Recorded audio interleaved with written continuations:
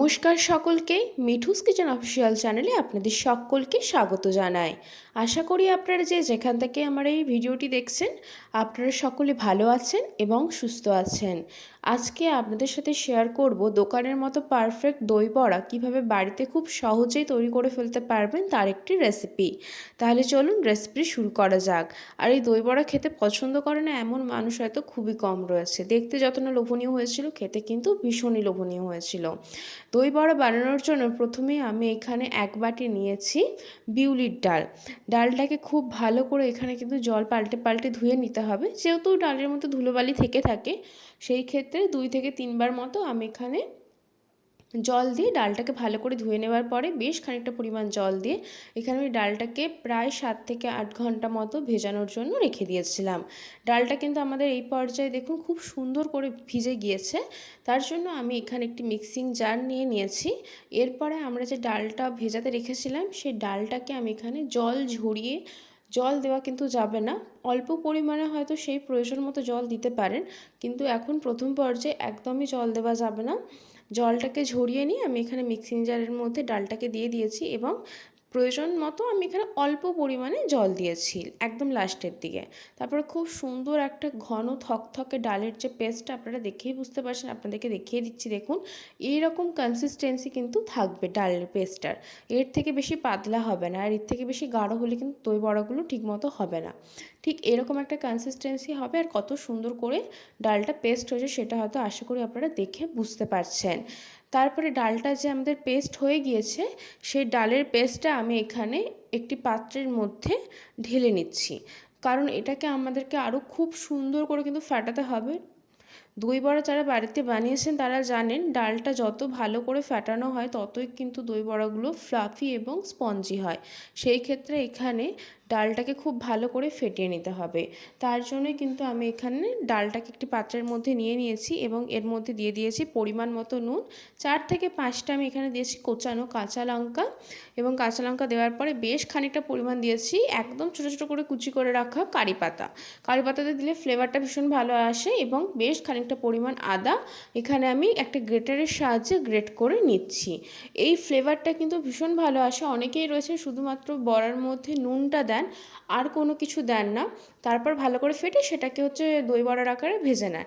তবে আমি এখানে যেই জিনিসগুলো দিয়েছি, এই উপকরণগুলো একবার হলো দিয়ে বানিয়ে দেখবেন, ভীষণ টেস্টি লাগে খেতে, খুব সুন্দর একটা ফ্লেভার আসে কারি পাতার জন্য।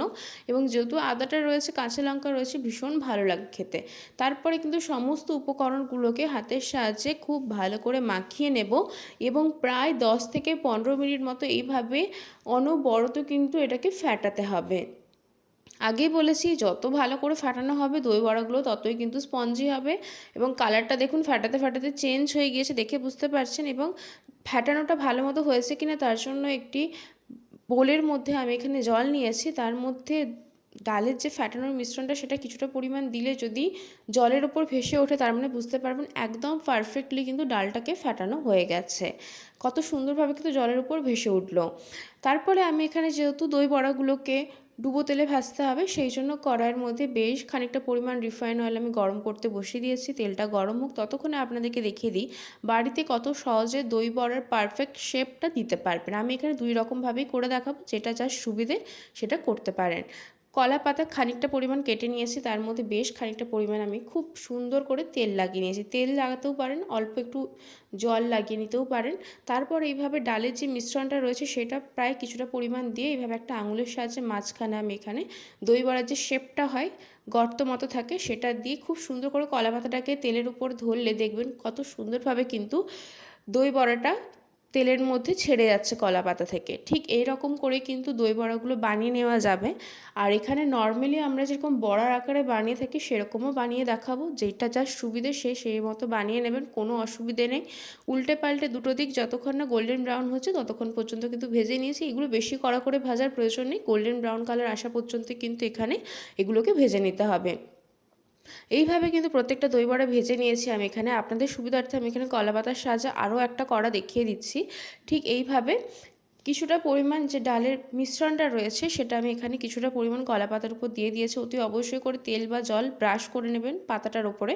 তারপর একটা আঙুলের সাহায্যে খুব সুন্দর করে কিন্তু এইভাবে মাঝে কানা করে দিচ্ছি। যেরকম দই বড়াতে থেকে থাকে ঠিক সেই মতো কিন্তু আমি এখানে একটু মাঝখানটা একটু কানা করে দিচ্ছি যাতে করে সুন্দর মতো হয়। এরপরে আমি এখানে কলা পাতাটাকে তেলের মধ্যে দিয়ে কিছুক্ষণ ধরতে হবে। তাহলেই দেখবেন কত সহজে অনায়াসেই কিন্তু দই বড়াটা যেটা সেটা কিন্তু তেলের মধ্যে ছেড়ে যাচ্ছে। দেখুন ঠিক পদ্ধতিটা আপনাদেরকে দেখিয়ে দিচ্ছি। ঠিক এইভাবে খানিকক্ষণ ধরে রাখবেন।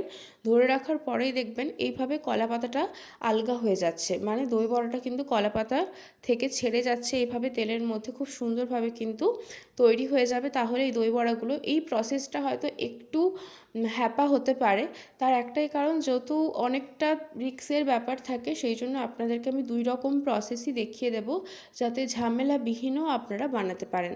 শেপটা বড় কথা না, টেস্টটাই বড় কথা। যদি একদম পারফেক্টলি দোকানের মতো বানাতে চান তাহলে এই শেপটা দিতে পারেন।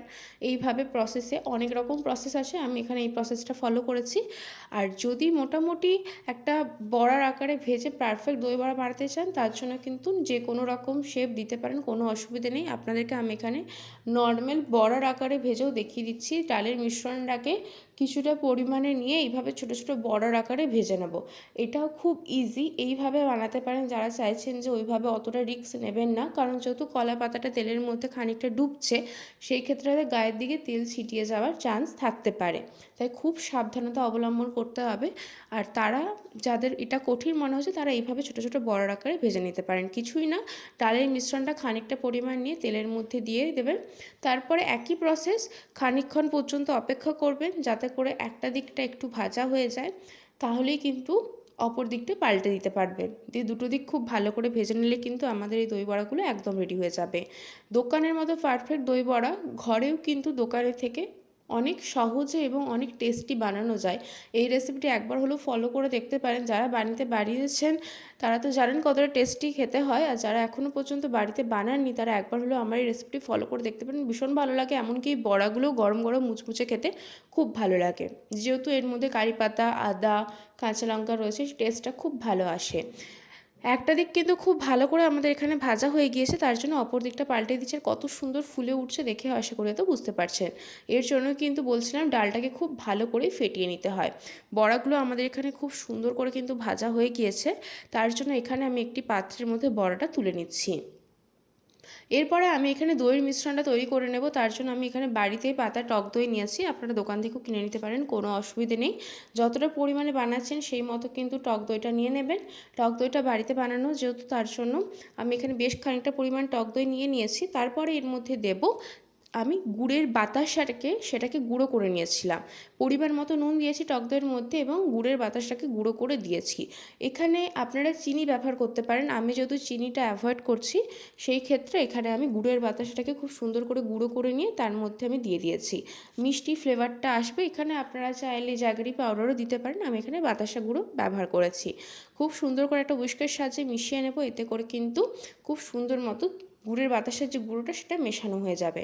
খুব সুন্দর করে কিন্তু দইয়ের মিশ্রণটা রেডি হয়ে গিয়েছে। এরপরে আমরা যে ভাজা বড়াগুলো রেখেছিলাম সেগুলো আমি তেল থেকে তুলে খানিকক্ষণ 2 থেকে 3 মিনিটের মতো আমি এখানে রেখে দিয়েছিলাম। তারপরে দইয়ের মিশ্রণটা তৈরি করে নিয়েছি। এরপর একটি পাত্রের মধ্যে জল নিয়ে বেশ খানিকটা পরিমাণ নুন দিয়েছি। তারপরে ভেজে রাখা যে বড়াগুলো সেগুলো আমি এখানে দিয়ে দিয়েছি।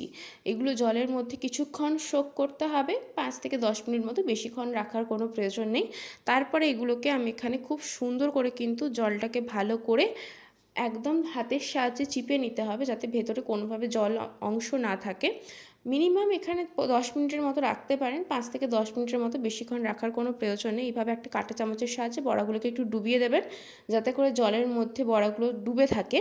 খুব সুন্দর করে কিন্তু 10 মিনিট পরে আমি এখানে 10 মিনিটের মতো রেখেছিলাম। এইভাবে বড়াগুলোকে হাতের সাহায্যে চিপে চিপে যে জলটা বড়ার মধ্যে ঢুকেছে সেটাকে কিন্তু বার করে নিতে হবে।